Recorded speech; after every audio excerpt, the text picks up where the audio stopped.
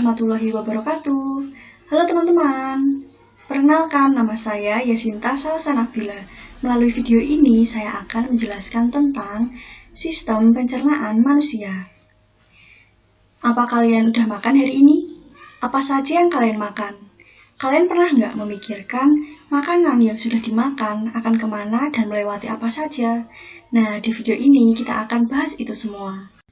Jadi, apa tujuan kita mempelajari sistem pencernaan manusia? Ya, supaya kita tahu apa saja organ yang terlibat dalam sistem pencernaan manusia. Apa saja fungsi dari organ tersebut, bagaimana prosesnya, dan gangguan yang dapat terjadi pada organ pencernaan.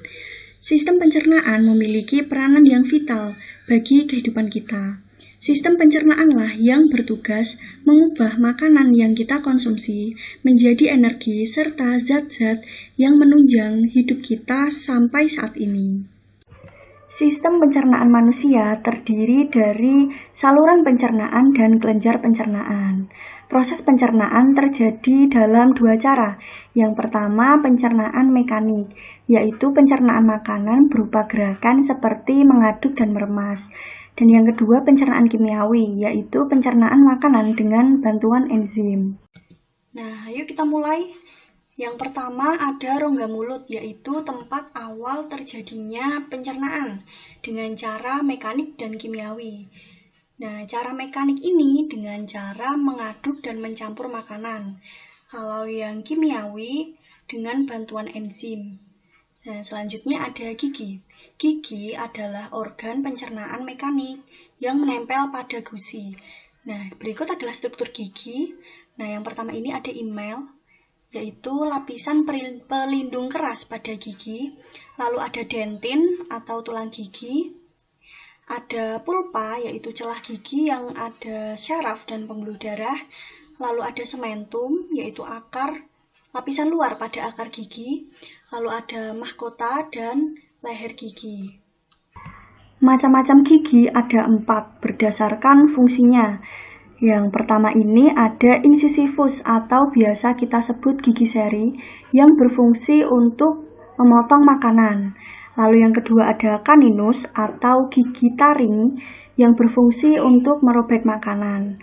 Lalu ada premolar atau gigi geraham depan dan molar atau gigi geraham belakang yang berfungsi untuk mengunyah dan menghaluskan makanan.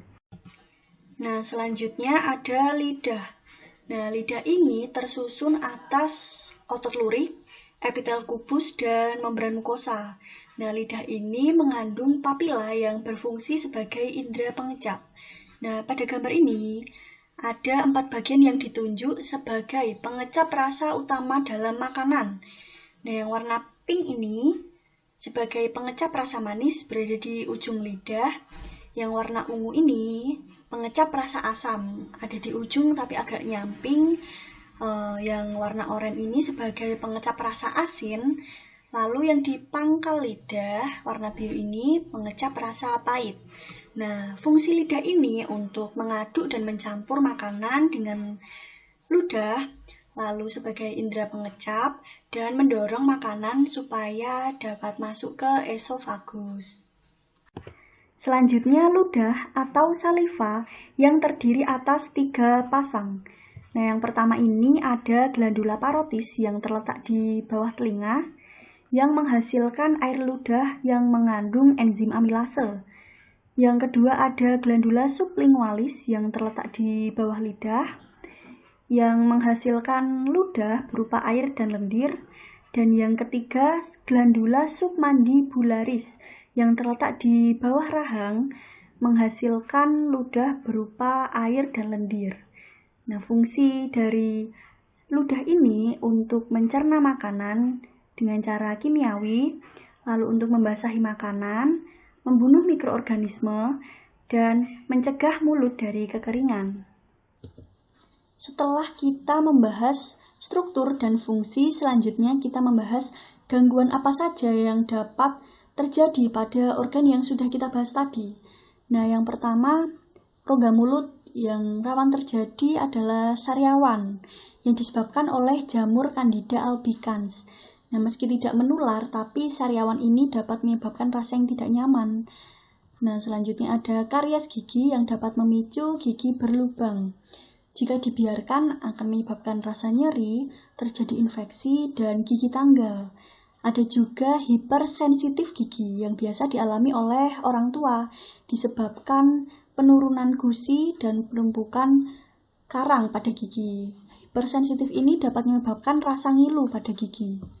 Lalu pada kelenjar ludah ada sialolituasis, yaitu penyumbatan kelenjar ludah oleh endapan kalsium yang berukuran kecil. Ada juga sialadenitis yang disebabkan infeksi bakteri di dalam mulut.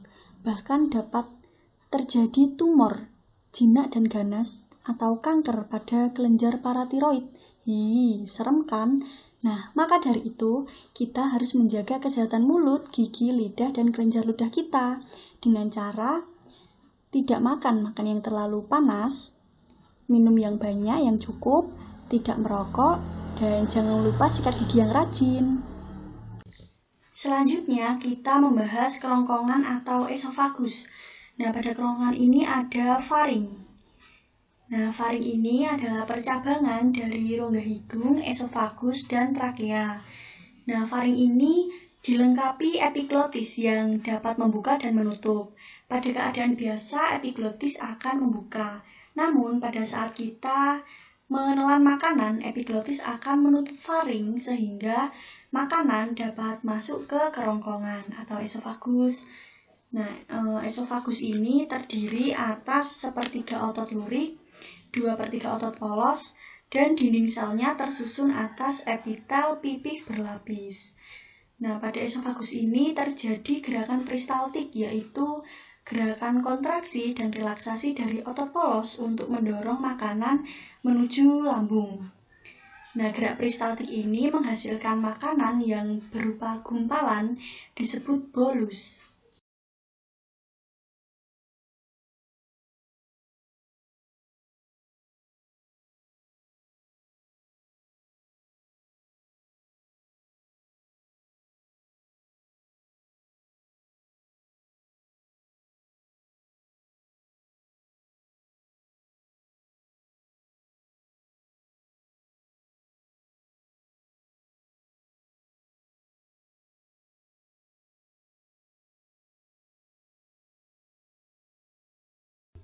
Nah, oke, lanjut ya, kita bahas lambung.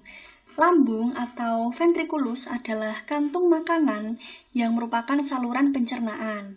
Nah, seperti pada gambar ini, yang merupakan struktur lambung. Nah, ini ada kardiak, yaitu bagian atas lambung yang terletak dekat dengan jantung. Lalu ada fundus, bagian tengah lambung yang membulat, dan pilorus, bagian bawah lambung yang berada di dekat usus. Lalu ini ada rugae, yaitu membran mukosa yang berbentuk lekuk-lekuk yang berfungsi melindungi lambung dari abrasi asam lambung. Nah, lambung ini juga melakukan gerak peristaltik dan pencernaan kimiawi. Perpaduan dari gerak peristaltik dan enzim lambung ini dapat menghasilkan makanan yang berbentuk bubur disebut cim. Nah, gerak peristaltik juga berfungsi untuk mengaduk dan mencampur makanan dengan enzim dan mendorong makanan keluar dari lambung. Nah, lambung juga menghasilkan getah enzim yang dihasilkan oleh daerah fundus. Sekresi lambung ini dipacu oleh hormon gastrin yang dihasilkan oleh dinding lambung. Nah, enzim lambung ini mengandung ada asam klorida atau HCl yang berfungsi untuk membunuh kuman yang ikut masuk, lalu merusak struktur protein dan mengaktifkan pepsinogen menjadi pepsin. Selanjutnya, pepsin yang mengubah protein menjadi pepton, dan renin yang menggumpalkan kaseinogen susu menjadi kasein. Setelah kita membahas struktur, enzim yang dihasilkan, dan bagaimana proses yang terjadi, selanjutnya kita membahas gangguan yang dapat terjadi pada lambung. Nah, yang pertama ini ada gastritis, yaitu peradangan akibat asam lambung yang mengikis lapisan pelindung dinding lambung. Nah, beberapa penyebabnya yaitu berlebihannya mengonsumsi minuman yang mengandung alkohol atau kafein, lalu mengalami stres, efek samping dari ibuprofen dan aspirin, dan bahkan infeksi atau gangguan autoimun. Nah, ada juga tukak lambung, yaitu luka yang terdapat pada dinding lambung akibat terkikisnya lapisan lambung. Penyebab yang paling umum adalah infeksi dari bakteri Helicobacter pylori dan penggunaan obat antiinflamasi. Nah, jangan sampai ya kita mengalami penyakit itu. Untuk itu, kita harus menjaga kesehatan lambung dengan menjaga pola makan, jangan sampai telat, mengurangi makanan yang pedas dan asam, mengurangi kafein dan alkohol, jangan berlebihan mengonsumsi obat, dan kelola stres dengan baik ya. Sebelum kita membahas organ pencernaan selanjutnya, kita bahas dulu nih kelenjar pencernaan yang berhubungan dengan organ pencernaan selanjutnya, pankreas. Pankreas ini memiliki kelenjar eksokrin berupa sel asiner yang dapat menghasilkan enzim. Enzim yang dihasilkan pankreas mengandung natrium bikarbonat atau NaCO3 yang dapat menyebabkan suasana basa pada pankreas. Selanjutnya tripsinogen, yaitu enzim yang belum aktif, kemudian diaktifkan oleh enterokinase menjadi tripsin yang berfungsi mengubah pepton menjadi asam amino. Kemudian ada amilase yang mengubah amilum menjadi maltosa, dan ada lipase yang berfungsi mengubah lemak menjadi asam lemak dan gliserol. Gangguan atau penyakit yang dapat terjadi pada pankreas adalah pankreatitis akut, yaitu serangan mendadak yang menyebabkan radang pankreas. Penyebab yang paling umum adalah batuk empedu. Penyebab yang lain seperti konsumsi alkohol kronis, keturunan, infeksi, dan lain-lain. Maka dari itu, untuk menjaga kesehatan pankreas, kita harus menjaga pola hidup sehat ya. Lanjut kita bahas usus halus. Nah, usus halus ini adalah saluran pencernaan lanjutan dari lambung.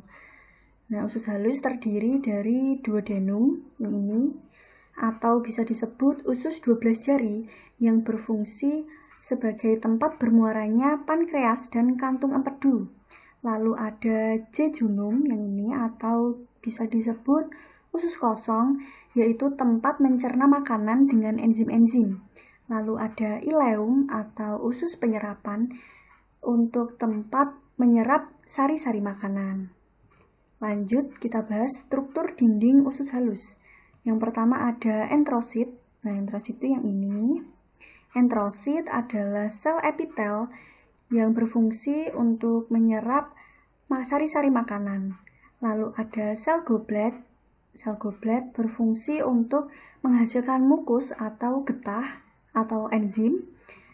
Lalu ada villi, yaitu lipatan pada dinding usus halus yang berfungsi memperluas bidang penyerapan pada usus halus. Nah, usus halus menghasilkan beberapa enzim.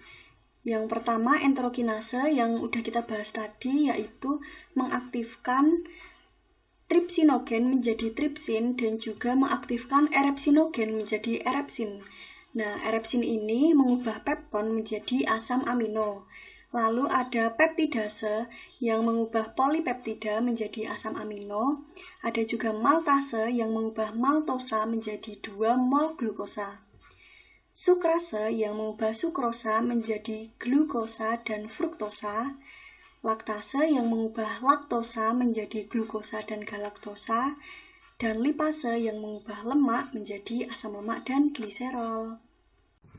Selanjutnya kita bahas usus besar dan anus. Nah, usus besar yang ini atau biasa kita sebut kolon atau intestinum crassum adalah saluran lanjutan dari usus halus. Nah, usus besar ini berfungsi untuk membentuk feses, mengatur kadar air dalam feses, mengatur kadar garam, mineral, dan zat berguna yang masih tersisa dalam feses. Nah, usus besar ini membusukkan makanan bersimbiosis dengan bakteri E. coli. Setelah feses terbentuk, feses ini disimpan di rektum. Nah, rektum itu yang ini. Nah, proses pengeluaran feses melalui anus kita biasa sebut defekasi. Nah, anus yang ini itu adalah saluran pembuangan zat sisa hasil pencernaan yang terdiri dari sfinkter anus dengan otot polos berada di dalam dan otot lurik berada di luar. Kontraksi rektum dapat menyebabkan refleks gastrokolik yang dapat dilakukan secara sadar, dan otot pencernaan akan berkontraksi sehingga feses akan terdorong keluar. Lanjut, kita bahas gangguan yang dapat terjadi pada usus dan anus. Nah, yang pertama itu ada diare, yaitu injeksi kuman pada kolon yang menyebabkan feses terlalu cepat keluar dan bertekstur cair. Lalu ada sembelit, yaitu keadaan sulit buang air besar diakibatkan penyerapan air yang berlebihan yang terjadi di ileum. Lalu ada hemoroid, yaitu keadaan membengkaknya vena pada anus, dan masih banyak lagi.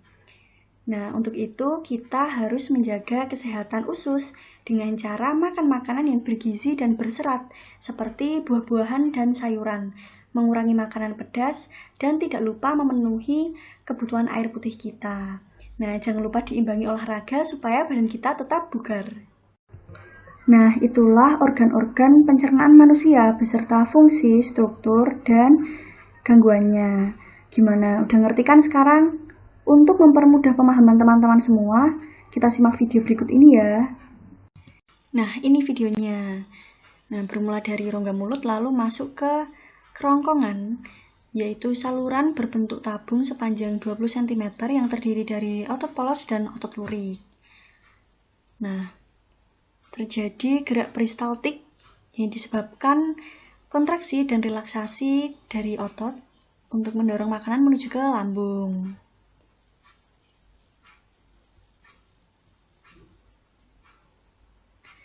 Nah, setelah dari kerongkongan, lanjut masuk ke lambung, yaitu organ pencernaan paling elastis.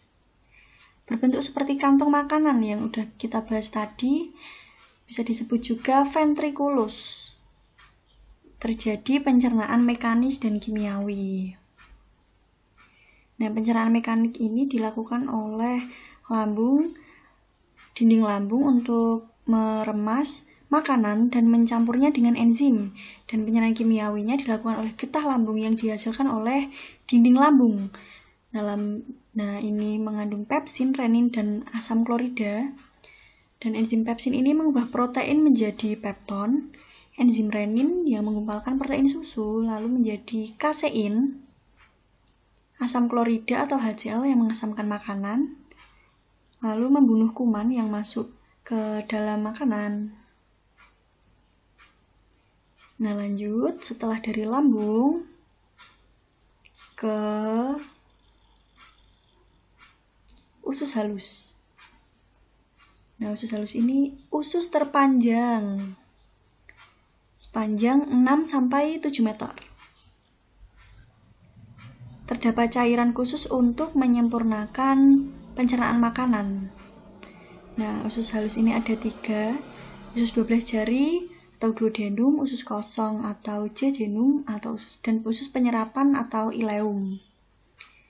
Nah, usus 12 jari atau duodenum, yang ditunjukkan sepanjang 25 cm, mencerna makanan dengan bantuan getah pankreas dan getah empedu.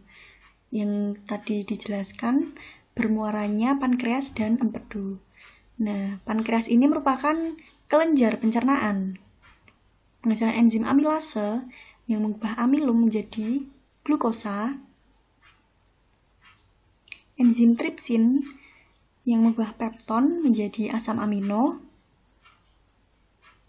lalu enzim lipase yang mengubah lemak menjadi asam lemak dan gliserol. Nah, lalu ada getah empedu yang dihasilkan oleh hati yang berfungsi untuk menghancurkan lemak. Lanjut ke usus kosong atau jejunum. Nah, yang ditunjukkan itu sepanjang 2,5 meter. Nah, mencerna lebih lanjut, makanya telah dicerna oleh usus 12 jari. Nah, lanjut lalu ada usus penyerapan atau ileum, tempat penyerapan sari-sari makanan. Nah, ini struktur dari dinding usus halus. Yang udah dijelaskan tadi ada enterosit, sel goblet, dan villi. Nah, ini menyerap sari-sari makanan lalu diedarkan ke seluruh tubuh. Nah, setelah itu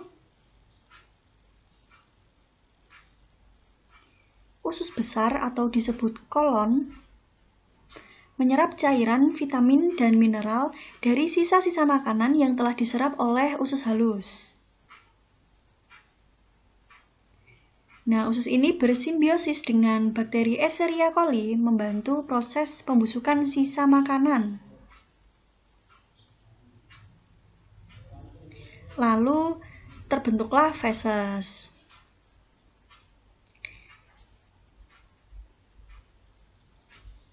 Nah, selanjutnya, rektum, yaitu tempat menyimpan feses sementara.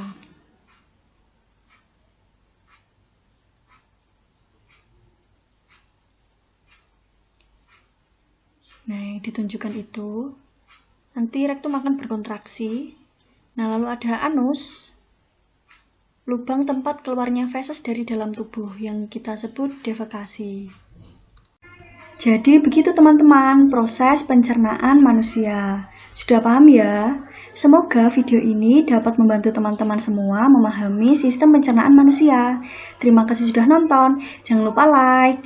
Wassalamualaikum warahmatullahi wabarakatuh.